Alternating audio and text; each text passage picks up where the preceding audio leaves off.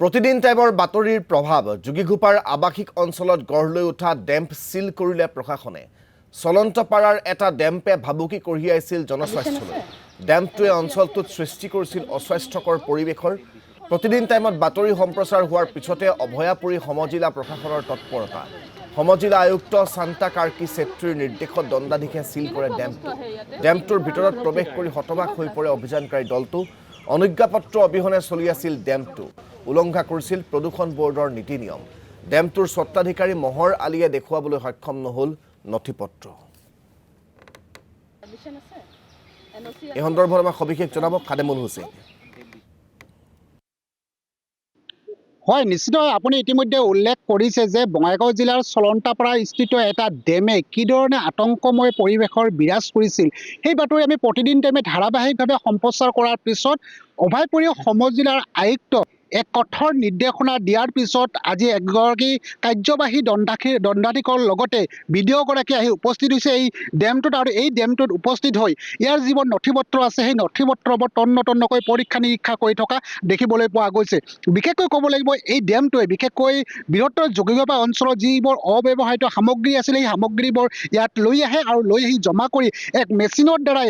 বিশেষকৈ ইয়াত কাটে তাৰপিছত বহিৰাজ্যলৈ বিক্ৰী কৰে আৰু তাৰপিছতে কিন্তু ক'ব লাগিব ইয়াত শব্দ প্ৰদূষণৰ লগতে বায়ুমণ্ডলৰ প্ৰদূষণ হোৱা দেখিবলৈ পোৱা গৈছে আৰু আজি দেখিবলৈ পোৱা গৈছে এই মুহূৰ্তত বিশেষকৈ ক'ব লাগিব এগৰাকী কাৰ্যবাহী দণ্ডাধীশ শ্ৰেয়া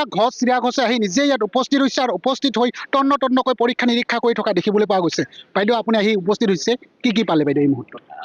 হয় আমি অলপ আগতে ইয়াতে আহি পাইছোঁ আমাৰ লগত এক্সিকিউটিভ অফিচাৰ বিডিঅ' সাহেব সকলো আহিছে আৰু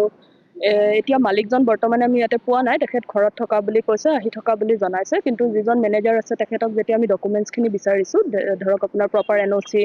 প্ৰপাৰ আপোনাৰ BMW ৰুল ফ'ল' হৈছে নে নাই প্ৰপাৰ পলিউশ্যন কণ্ট্ৰল বৰ্ডৰ ৰেজিষ্ট্ৰেশ্যন আছে নে নাই তেখেতে আমাক একো ডকুমেণ্ট প্ৰভাইড কৰিব পৰা নাই তাৰোপৰি যেতিয়া আমি নিজে সোমাই গৈছোঁ এইটো এষ্টাব্লিছমেণ্টত বিৰাট এটা কদৰ্য অৱস্থাত গোটেই বস্তুখিনি আছে এতিয়া আমি এনেকৈ সোমাই গৈছোঁ আমি এনেকৈ যোৱাটোৱে ছেফ নহয় এতিয়া গোটেই আমি যাওঁতে ৰাস্তাত আপোনালোকে নিজেও দেখিছে গোটেই আপোনাৰ চিৰিঞ্জ পৰি আছে সেই যে চিৰিঞ্জবোৰ পৰি আছে তেখেতসকলে নিশ্চয় কোনোবা ফাৰ্মাচী বা প্ৰাইভেট হস্পিটেলৰ ৱেষ্টখিনি আনি ইয়াতে ডিছপ'জ কৰি আছে আৰু সেইখিনি বস্তু আমি ভাবিব নোৱাৰা ধৰণে আমাৰ স্বাস্থ্যক হওক বা এনভাইৰনমেণ্টত ইম্পেক্ট কৰি আছে এতিয়া আমি যে এনেকৈ খালী ভৰি দি ইফালে গৈছোঁ বা চেণ্ডেল পিন্ধিয়ে গৈছোঁ তাৰে এটা চিৰিঞ্জ যদি আমাৰ ভৰিত লাগে বা আমাৰ হাতে ভৰিয়ে যদি ক'ৰবাত কটা দাগ আছে আৰু তাৰে চিৰিঞ্জৰ পৰা অলপো ইনফেকশ্যন যায় HIV নিচিনা ডাঙৰ এটা বেমাৰো আমাৰ হ'ব পাৰে আজি আমি ইয়াতে ইনস্পেকশ্যনত আহি আমিও নিজৰ ৰিস্কত আছোঁ আৰু ওচৰৰ মানুহখিনিৰ কথাটো ক'বই নালাগে তেখেতসকলে কৈছে এটা কি কদৰ্যময় পৰিৱেশ এটাৰ সৃষ্টি হৈছে মানুহখিনি দিনটো আপোনাৰ এইটো মহ মৰা ঔষধ দিব লাগে সেইবোৰতো বেয়াই হয় কিন্তু উপায় নাই মানুহখিনিৰ একচুৱেলি আপোনাৰ যিকোনো ৰেচিডেঞ্চিয়েল এৰিয়াৰ 500 মিটাৰৰ ভিতৰত ইমান ডাঙৰকৈ এইবোৰ এষ্টাব্লিছে কৰিব নোৱাৰে নিশ্চয় তেখেতে আগতে যদিও পাৰ্মিশ্যন লৈছে সৰুকৈ কিবা এটা কৰাৰ কিন্তু এতিয়া তেখেতে যোনটো স্কেলত চলাই আছে সেইটো এটা ট'টেলি ইলিগেল এটা এষ্টাব্লিছমেণ্ট হয় এইটো সেইকাৰণে আমি এতিয়া পুলিচৰ সহায় বিচাৰিছোঁ পুলিচৰ মানুহ আহক আমি আজি প্ৰপাৰলি এইখিনি চিল কৰি দিয়া হ'ব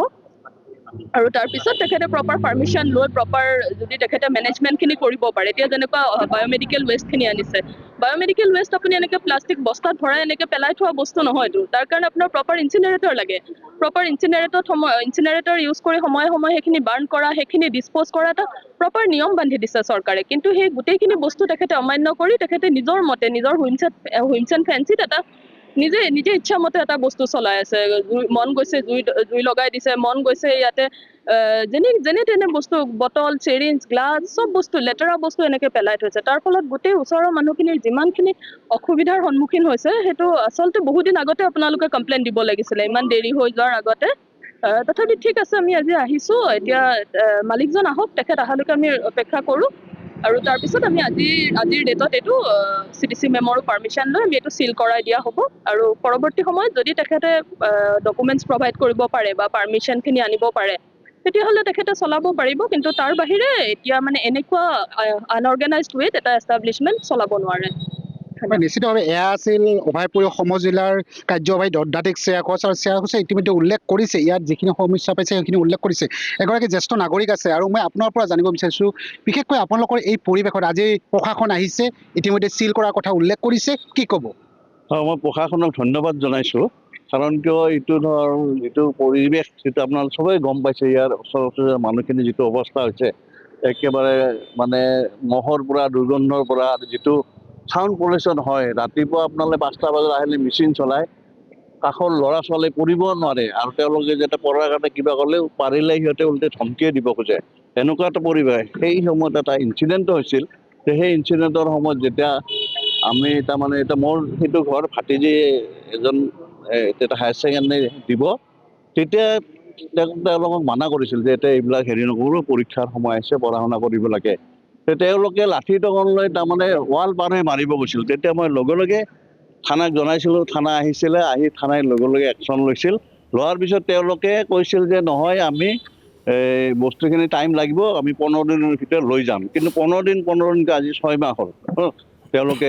দিব পৰা নাই। অৱশেষত সকাহ আহিল আৰু আমি প্ৰতিদিন টাইমে কিন্তু এই বাতৰি এই মুহূৰ্তত ধন্যবাদ সবিস্তাৰ জ্ঞাপন সম্প্ৰচাৰ কৰিছোঁ।